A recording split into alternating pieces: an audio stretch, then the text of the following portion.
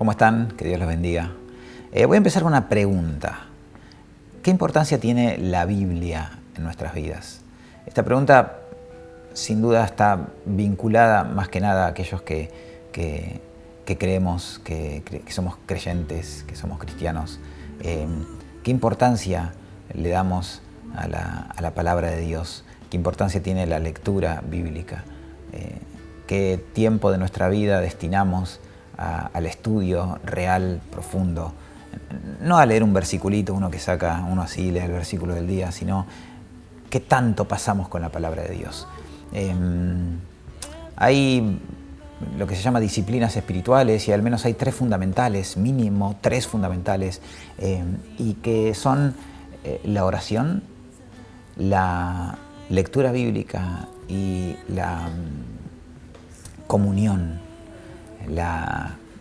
el hecho de congregarse, de comulgar. Esas tres disciplinas son fundamentales. ¿Cuáles son las realmente importantes en nuestras vidas? ¿Cuáles son aquellas que llevamos a cabo concienzudamente? Quizás a veces hay algunas más que otras. Hay otras que son más dificultosas. Hoy quiero hablar un poco de leer. Y lo importante de la lectura es, si leemos la Biblia, ¿cómo la leemos? ¿Esperando qué? ¿Buscando qué? Y voy a volver sobre este punto en breve. Pedro y Pablo tienen en común una cosa. En un principio, en esas cartas maduras de Pablo, hay una idea de que el Señor viene pronto. El Señor va a venir y los que hayamos quedado, y es como que... Pero ya en las cartas de la madurez se percibe otra cosa, ¿no? En Pablo, que le insta a Timoteo, bueno, enseña esto, prepara a otros, le está enseñando a otra generación que se prepare también. Porque quizás ahí Pedro mismo dice, bueno, el Señor no está retardando su promesa. Quizás ahí empiezan a repreguntarse, ¿qué pasa si el Señor decide alargar un poco su venida? ¿Qué pasa si en realidad el Señor no va a venir tan rápido? Justamente acá tengo el texto que dice en 2 de Pedro 3:8, mas, oh amados, no ignoréis esto, que para el Señor un día es como 1000 años y 1000 años como un día.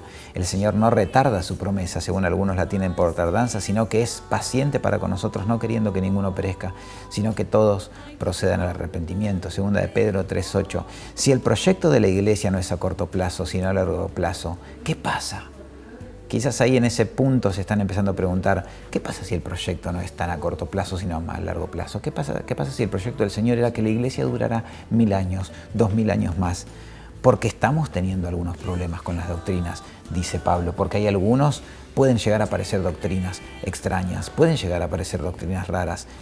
Por eso a Timoteo, y voy a leer el pasaje de Timoteo, le dice, predica la palabra, mantente dispuesto a tiempo y fuera de tiempo, convence, reprende y exhorta con toda paciencia y enseñanza, porque vendrá tiempo cuando no soportarán la sana doctrina, más bien teniendo comezón de oír, amontonarán para sí maestros conformes a sus propias pasiones y a la vez apartarán sus oídos de la verdad y se volverán a las fábulas.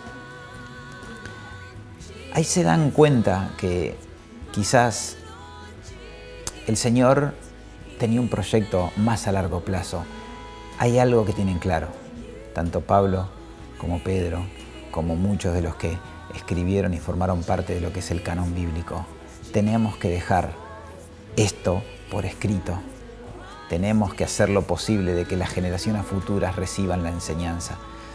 Y hoy, si no volvemos a la Biblia, estamos en problemas.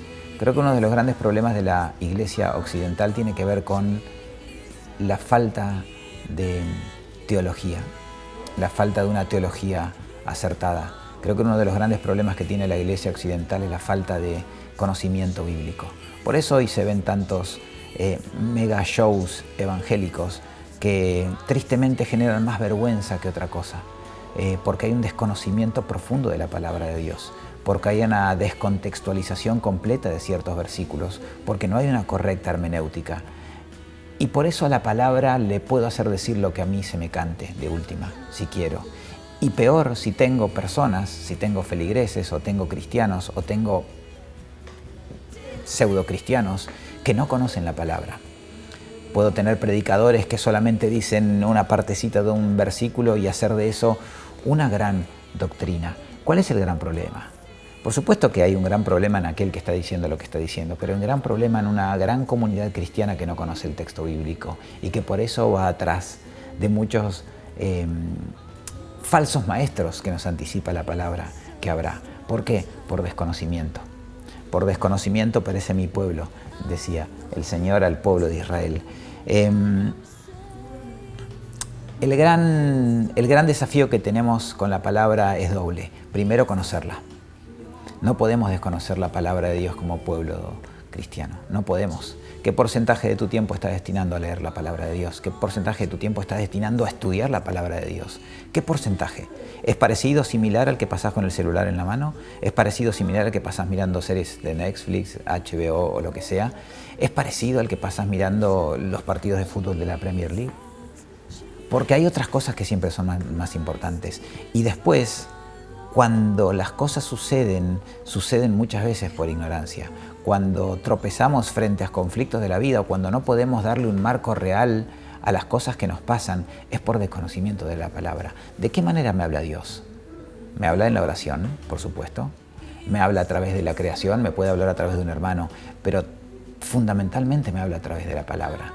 Si yo no uso la palabra, si yo no leo la palabra, me estoy perdiendo un canal de comunicación importantísimo.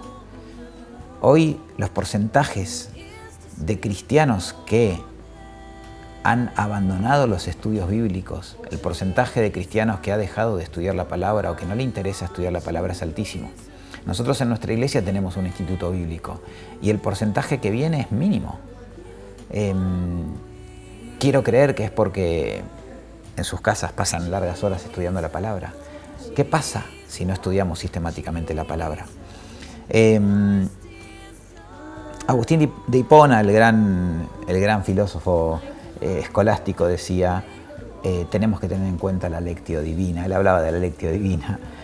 Lectio, leer el texto. Meditatio, meditar sobre lo que Dios, lo que acabamos de leer y Dios nos habla. Y oratio, oramos sobre lo que leímos y sobre lo que meditamos. Y después, contemplatio, ¿no? La contemplación. Vivimos el texto. Y acá está la clave. El texto, el segundo punto. Primero leer, conocer la palabra. Y el segundo, no puedo ser solamente lector. Santiago diría, no sea solamente oidor. Obviamente le hablaba a una comunidad que no era analfabeta principalmente. Por eso, no sean solamente oidores. Hoy en una comunidad, en una sociedad esencialmente, casi en un 100% alfabetizada, diríamos, no sea solamente lector. Sé también hacedor de la palabra. No se te puede ir la fe por la boca. No sirve la fe hablada. Demuestra tu fe, esa que tanto hablas, a través de lo que haces. Tu vida tiene que ser una carta abierta para los demás. Hace poco decíamos, ¿cuál es la mejor versión de la Biblia? La mejor versión de la Biblia no es ni la NBI, ni la Reina Valera, ni la NTV. La mejor versión de la Biblia que muchos van a leer va a ser nuestra vida. Y si nosotros no somos capaces de leer la palabra, tampoco vamos a ser capaces de ser hacedores de la palabra. ¿Cómo puedes ser hacedor de la palabra sin estudiar y sin leer la palabra? A veces tengo la sensación de que nos hemos vuelto perezosos intelectuales, que corremos al ritmo del mundo, que dejamos de leer. No leemos historia los cristianos, no leemos filosofía, no leemos ciencias. Y quizás no sea para todos, pero sí, lo que sí es para todos es la lectura de la Biblia. Y tampoco la leemos, o la leemos a las corridas, de reojo, un versículo en la mañana sin conocer el contexto. Finalmente, a lo que quiero llegar, lo que quiero terminar diciendo es, hay dos aspectos fundamentales de lo que somos responsables y de los que se nos va a demandar. La lectura, el estudio sistemático de la Biblia y poder no solo ser lector, sino también hacedor. La palabra tiene que transformar nuestra vida. Si no transforma nuestra vida, estamos siendo solamente lectores intelectuales. Lo que diferencia la Biblia de cualquier otro tipo de texto es que esa palabra es transformadora de vida. Cuando leemos la palabra, esa palabra tiene que transformarnos a nosotros y empezar a transformar nuestro entorno. Ojalá esto sirva para que empecemos a cambiar nuestras prácticas espirituales, dejemos un poco el evangelio de internet, el evangelio de Instagram o el evangelio de TikTok y nos pongamos a estudiar con conciencia y de corazón la palabra de Dios para poder ser realmente hacedores de ella. Que Dios los bendiga.